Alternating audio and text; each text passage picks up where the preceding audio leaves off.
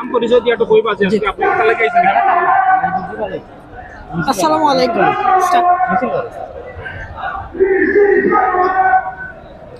আসসালামু আলাইকুম।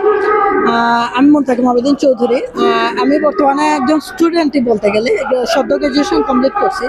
তো গতকালকে একটা নিউজ দেখলাম হঠাৎ করে, যে হচ্ছে মানে ফেসবুকে যে ডিসি সারওয়ার আলম স্যারকে প্রত্যাহার করা হয়েছে। তো এটা আসলে আমি যখন এই নিউজটা দেখি তখন আমি শ্রীমঙ্গল ছিলাম। তো হুট করে আমার এতটাই খারাপ লাগছে, আমার মনে হয়েছে যে সাথে সাথে যদি আমি সিলেটে চলে আসতে পারতাম, আমি আন্দোলনে শরীক হইতাম। তো এই জন্য হচ্ছে আজকে হচ্ছে সকালবেলা হচ্ছে আমি চলে আসছি। তো আমি হচ্ছে কোনো দল বা কোনো ব্যক্তি কোনো গোষ্ঠীর হয়ে না, একজন সাধারণ সিলেটি হিসেবে, সচেতন নাগরিক হিসেবে আজকে আসছি।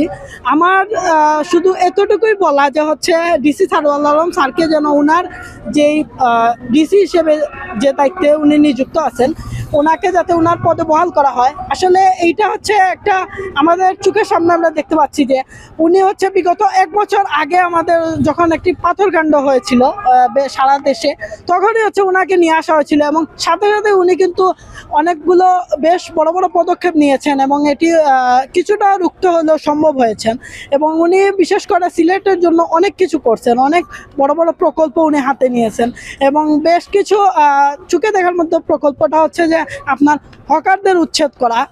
ঠিক আছে, এইটা হকারদেরও একটা ব্যবসার জায়গা করে দেওয়া উচিত, কিন্তু আসলে রাস্তাঘাট দখল করে তো আর ব্যবসা করাটা ঠিক না, আমাদের জনগণের হাঁটারও তো একটা বিষয় আছে।